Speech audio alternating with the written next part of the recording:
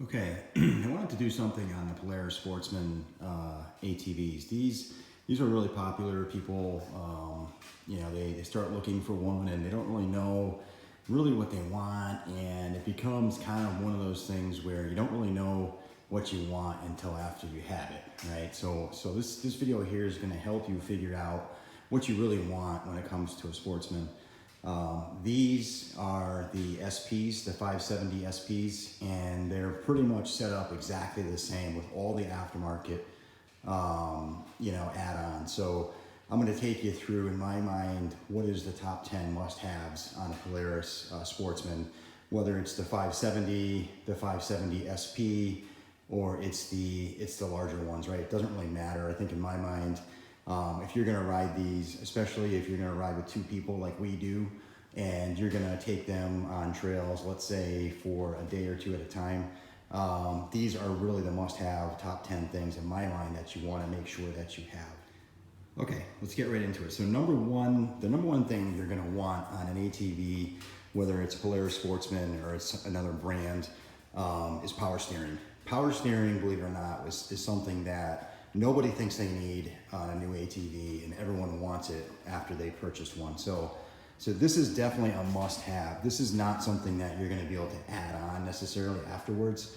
So when you're in the market and you're looking, you really want to look for one that has power steering. And I'm going to show you why you want that, right? So if the ATV is off, the power steering obviously is off too. If you take your hand and try to move this, it does not move. This ATV weighs about 700-800 pounds. The steering on these does not really want to go left or right unless you're moving the machine. So you can kind of imagine you're on a tight trail or you're plowing and you're not really moving that much, but you need to steer a lot. That is going to be difficult, and unless you have power steering, almost impossible. So let me show you what the power steering does. If you turn the key on, it'll actually engage the power steering on these machines. So now it's active, and you can see I've got like one finger on it, two fingers maybe, right? And I'm able to move this entire wheel left and right with literally my index finger and my thumb, right? So you try to do that without power steering, and obviously that's just not going to happen, right? And that is a must. So that's the number one, and in my mind, probably one of the biggest things on an ATV, especially one that's relatively large and can hold two people. You're talking over 1,000 pounds on the machine with two people on there.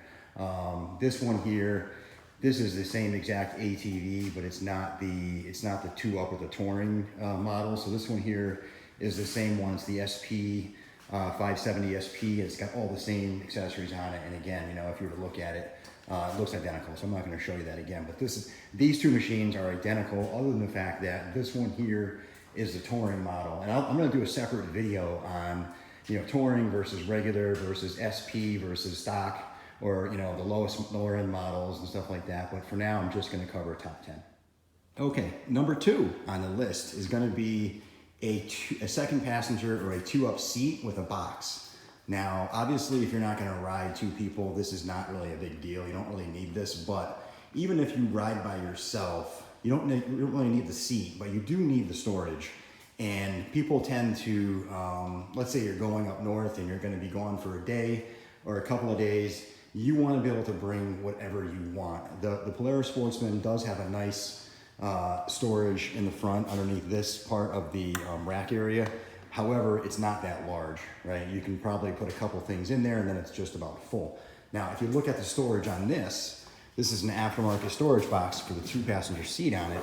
You can pretty much fit anything and everything that you're going to carry in there.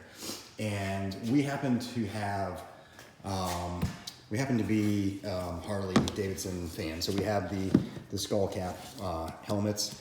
Now, obviously, those are not going to be good for for the motocross look and feel. But if you're looking for a helmet and you want to have the wide open feel, that's what we use. We've got two skull caps back here. We've got all our accessories. We have our sunglasses, our protective eye gear, all our goggles, right? All your goggles fits in here. All our tools go in here, and anything else that you want to carry, right? So you can imagine you're going north or you're going away for the day, and you need to bring some stuff. And this is going to be a lifesaver because you can put you know, everything in there. And then of course, if you have a passenger, well, you've got a great seat now because the passenger has a place to rest the back against and whatnot. There's handles and stuff like that.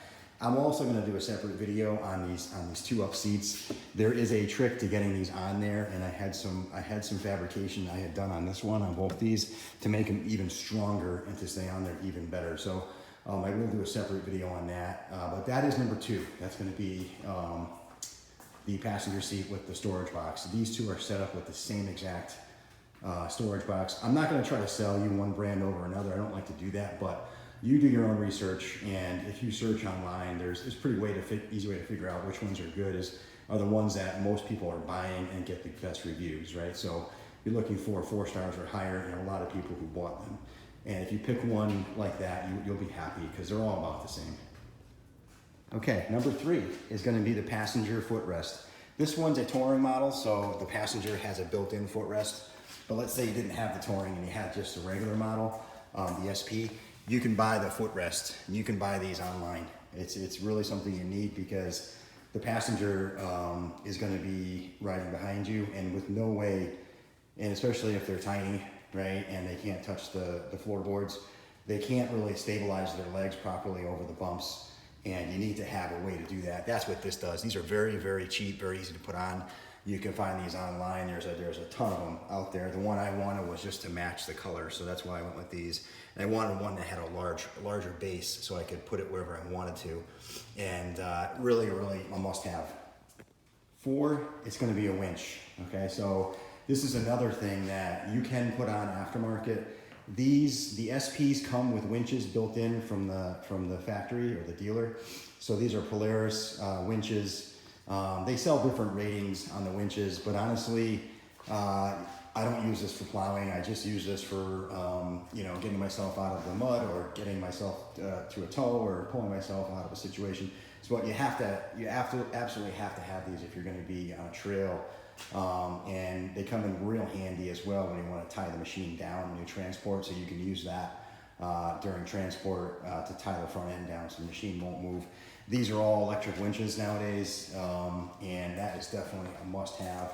And on the, like I said, the SP, these come standard on that. So when you're shopping around, power steering, the winch, those kinds of things are really something you want to look for already installed, because you won't have to go out and do that as an aftermarket add-on. Okay, number 5, it's going to be the front rack, right? This rack right here is an option, believe it or not, and without that, you cannot tie down a box very easily. So if you want to have a tackle box, or if you want to have a toolbox in the front, which pretty much everyone will at some point, especially if you're going to use this around the yard and you're going to do yard work with it, you might want to have a toolbox for like gardening tools. You can't do that very easily. So definitely get yourself a front rack, and that keeps everything kind of where it should be. So this one's pretty big, battery tender, right? Battery tenders are something that most people don't really realize they need until the battery dies.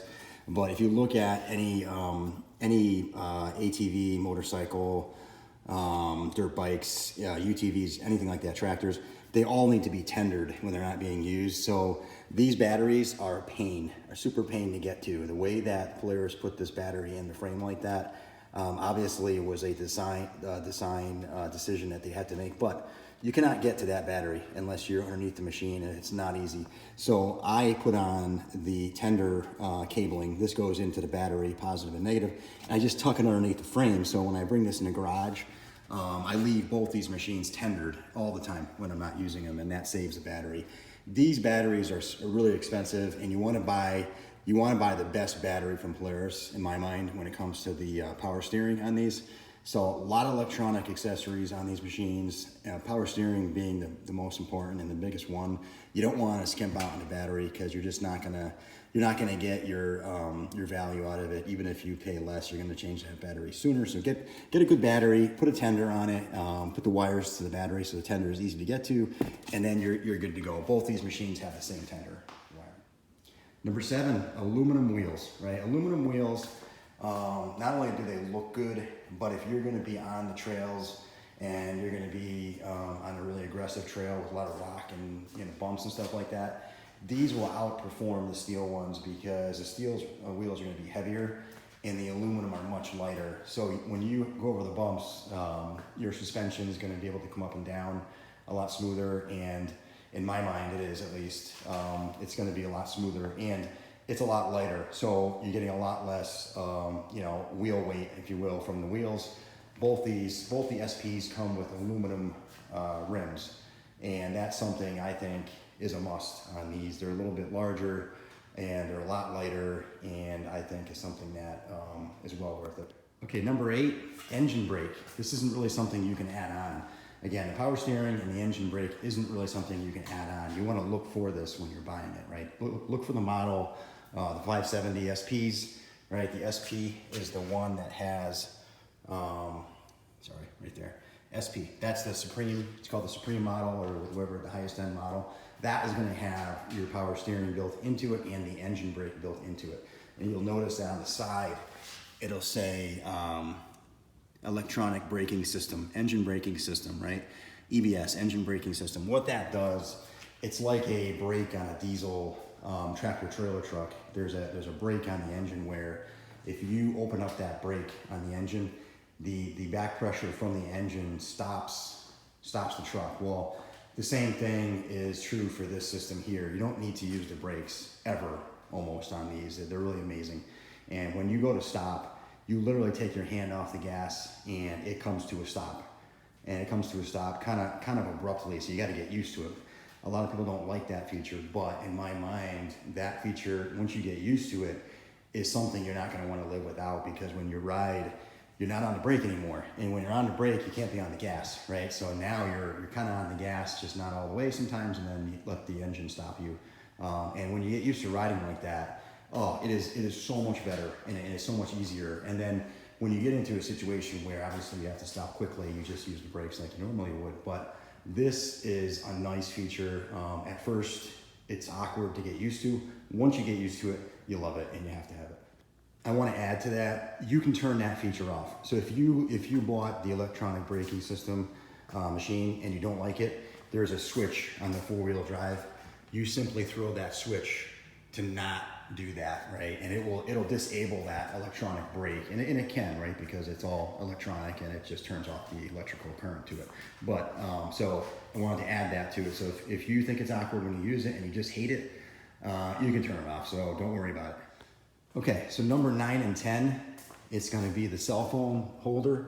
So cell phone holder, the hand guards, and the mirrors. So those 3 make up 9 and 10. I know that's 11, but so those are like the 11 things you got to have in my mind.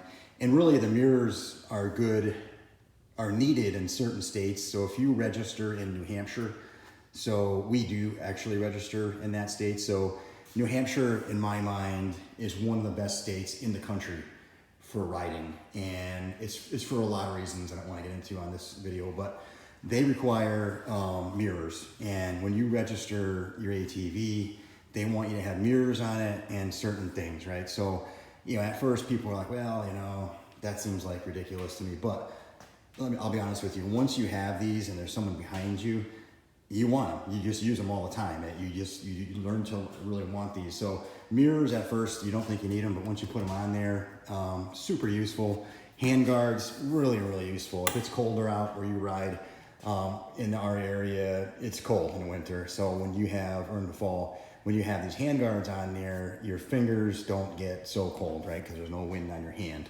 So that is really, really critical. This cell phone holder is a must.